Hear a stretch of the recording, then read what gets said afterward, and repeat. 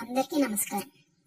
ఇప్పుడు మనం మాట్లాడుకోబోతున్న అంశం భారతదేశం మరియు దాని అభివృద్ధిని ప్రభావితం చేస్తున్న అంశాలు. భారతదేశాన్ని అభివృద్ధి చెందిన దేశంగా చూడాలనేది మనందరి కల. అయితే మనందరం దానికి తగ్గట్టుగానే ఆలోచిస్తున్నామా? మనం ఒక రంగంలో విజయం సాధించాలంటే ఆ రంగంలో ఇంతకు ముందే విజయం సాధించిన వారి అనుసరించిన పద్ధతులను మనం కూడా అనుసరించడం ఒక విధానం. ఆ కోణంలో ఆలోచిస్తే అభివృద్ధి చెందిన దేశాల గతాన్ని పరిశీలిస్తే వారి దేశంలో యువ జనాభా అధిక శాతం ఉన్నప్పుడు ఆ దేశ ప్రజలు దేశం కోసం అనే నినాదంతో అవసరానికి మించి పనిచేసేవారు. జర్మనీ, జపాన్, చైనా దేశాల్లో ఈ విధానం బాగా ప్రాచుర్యంలో ఉండేది. చైనాలో యువ జనాభా అధిక శాతం ఉన్నప్పుడు ఆ దేశ యువకులు రోజుకి 8 గంటలతో పాటు దేశం కోసం అనే నినాదంతో మరో 2 గంటలు అదనంగా పనిచేసేవారు. ఇంకా జపాన్ ప్రజలు అంటారా, వారు పనిచేయడం కోసమే పుట్టారేమో అన్నట్టుగా పనిచేస్తారు. మరి మన దేశ ప్రజల సంగతి ఏంటి? ఇలా చేసి ఏం సాధిస్తాం? దీర్ఘకాలంలో అనారోగ్యం, మనశ్శాంతిని కోల్పోవడం, కుటుంబ సభ్యుల మధ్య సంబంధాలలో పెంచడం అంటారా?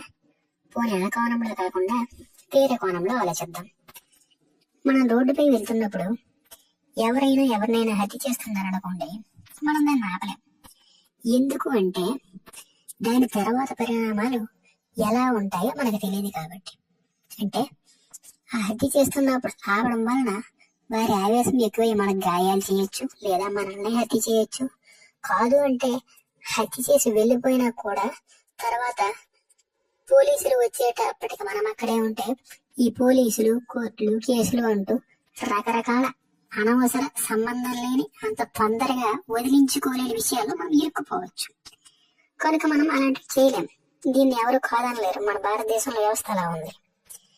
కానీ ఇల్లంతా ఊడ్చాక వచ్చే చెత్తను దగ్గరలోని చెత్తబుట్టలో వేయడం, ట్రాఫిక్ లో నియమాలను సరిగ్గా పాటించడం, ఓటు వేసేటప్పుడు పోటీ చేసే వారందరిలో మంచి వారికి ఓటు వేయడం, ఇలాంటి వాటి వలన మన జీవితాలు ఏమి రాత్రికి రాత్రే మారిపోవు. మన జీవితం ఉన్నట్టుండి ఒక్కసారిగా అగాధంలోకి ఏమి వెళ్ళిపోదు. నెమ్మదిగా మంచి మార్పులే వస్తాయి. కానీ వీటిలో ఏ ఒక్కటైనా మనం చేస్తామా?